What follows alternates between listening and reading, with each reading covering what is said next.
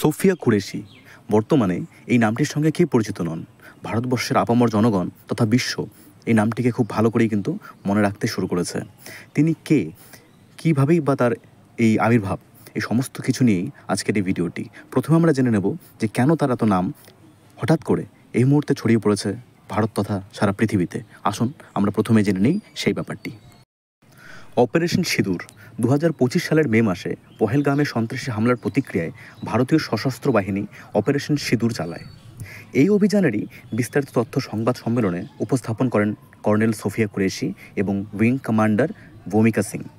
এই সম্মেলনে কর্নেল কুরেশি জানান যে পাকিস্তান ও পাকিস্তান অধিকৃত কাশ্মীর অবস্থিত 9টি সন্ত্রাসী শিবির লক্ষ্য করে সফলভাবে ধ্বংস করা হয়েছে এবং এই প্রেস বিবৃতির পরেই সারা ভারতবর্ষ তথা সারা বিশ্ব জুড়ে কিন্তু ছড়িয়ে পড়েছে এনার নাম এবং এনার সেই কর্মকাণ্ড।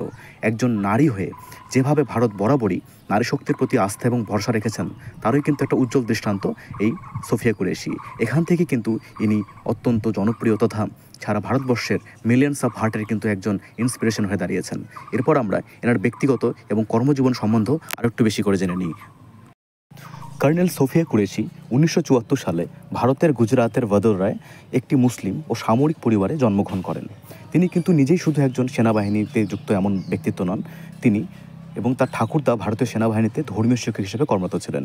তিনি 1997 সালে মননমানিয়াম সুন্দরনার বিশ্ববিদ্যালয় থেকে প্রাণ রসায়ন অর্থাৎ বায়োকেমিস্ট্রিতে স্নাতকোত্তর ডিগ্রি অর্জন করেন। পরে অফিসার্স ট্রেনিং একাডেমি থেকে 1999 সালে কমিশনপ্রাপ্ত হন। এরপর ম্যাডাম কুরেশি ভারতীয় সেনাবাহিনীর সিগন্যাল কর্পসের কর্মকর্তা হন। তারপর 2016 সালে তিনি লেফটেন্যান্ট কর্নেল পদমর্যাদা থাকাকালে থাইল্যান্ডে অনুষ্ঠিত বহুজাতিক সামরিক মহড়া এক্সারসাইজ ফোর্স 18 এ ভারতীয় 40 সদস্যের দলকে নেতৃত্ব দেন। 18টি দেশের অংশগ্রহণে অনুষ্ঠিত এই মহড়ায় তিনি একমাত্র নারী কমান্ডার ছিলেন যিনি কোনো দেশের প্রতিনিধি দলের নেতৃত্ব দিয়েছেন। 2006 সালে তিনি জাতিসংঘের শান্তিরক্ষা মিশনে কঙ্গোতে সামরিক পর্যবেক্ষক হিসেবেও দায়িত্ব পালন করেছেন। এছাড়াও তিনি বিভিন্ন কাউন্টার এমার্জেন্সি অভিযানে অংশগ্রহণ করেছেন।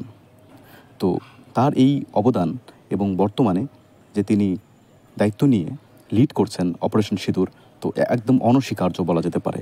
এরকম একজন নারী যিনি লক্ষ লক্ষ মানুষের মন জয় করেছেন এবং আরও ভবিষ্যতে জয় করবেন এবং তার কর্মকাণ্ডে আমরা চিরগর্বিত অবশ্যই থাকব একজন ভারতীয় হিসাবে। তো তার সুস্থতা কামনা করে এবং তিনি যাতে ভালো থাকেন, তো সেদিকে সকলেই আমাদের এখন ওনার পাশে এবং পুরো দেশ এই কমান্ডার অর্থাৎ এই লিডারের পাশে রয়েছে। তো সকলকে এই ভিডিওটি দেখার জন্য অত্যন্ত ধন্যবাদ। Thank you.